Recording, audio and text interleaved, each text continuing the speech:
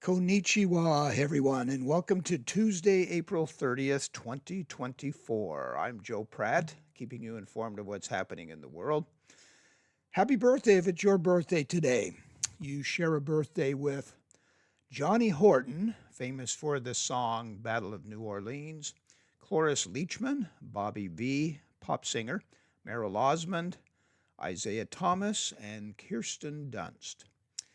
Columbia University gave protesting students until 2 p.m. yesterday to disband their tent city on the university property and go back to class, or they would be suspended. But the deadline came and went and escalated even further. Protesters took over a building and barricaded the entrances and unfurled a Palestinian flag out of the window. Allow me to editorialize for a moment.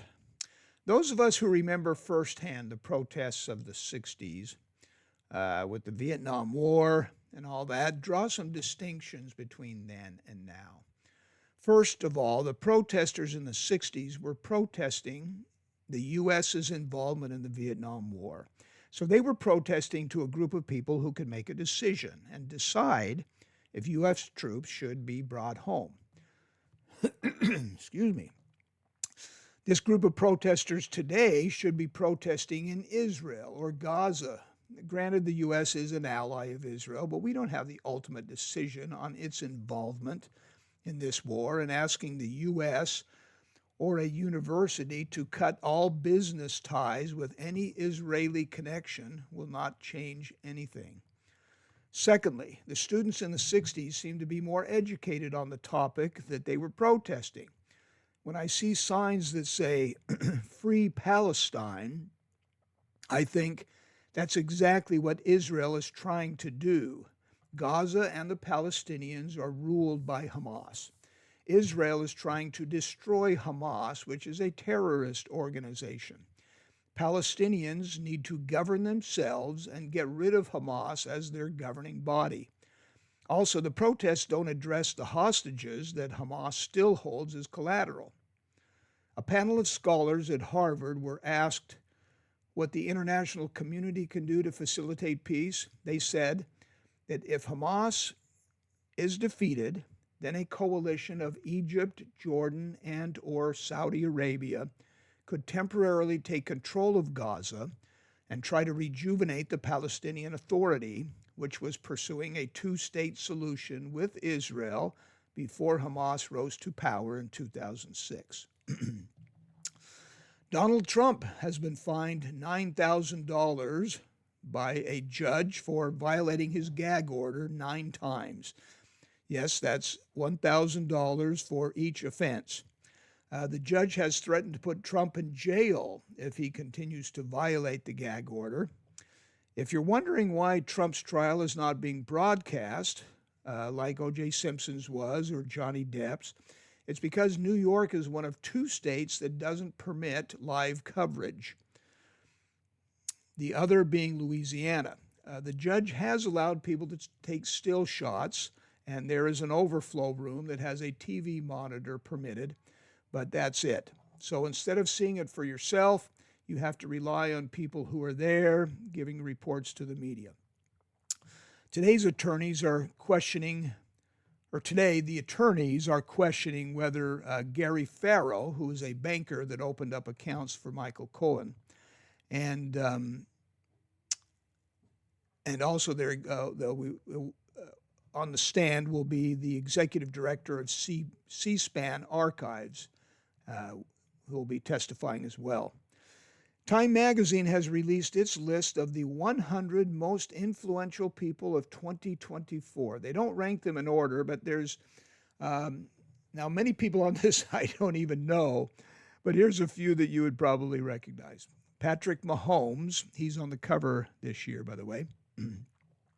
Kelly Ripa, Larry Ellison, Max Verstappen, Carter, E. Jean Carroll, Jack Smith, Elliot Page, Michael J. Fox, Mark Cuban, Dua Lipa, Dev Patel, Greg Abbott, and Gavin Newsom. No Joe Biden, no Donald Trump. That's just a few of the names that you'd probably recognize. Now, many nations are meeting in Canada to hammer out a worldwide treaty on plastics. It's been hard to get a group together that could actually craft a treaty and have it be accepted and binding. What they're debating is cutting down on plastic production, helping waste pickers. Now, these are people that gather up plastics to dispose of them, and how to collect and dispose of plastics. In sports, the NBA playoffs, two more teams eliminated from the playoffs. Denver beat the Lakers 108-106, eliminating them. And Oklahoma finished a sweep of New Orleans, beating them 97-89. Denver will now face Minnesota, and Oklahoma will face whoever wins from the Clippers and Mavericks series. That's all tied up at 2 games apiece. New York and Indiana both lead 3-1 in their series, and Boston leads Miami 3-1, and Cleveland and Orlando are tied at 2 games apiece. In baseball, the Dodgers won their game last night, and not one player struck out the whole game. That hasn't happened since 2006. Often in sports, a young player gets to play against a superstar that he has idolized since his youth.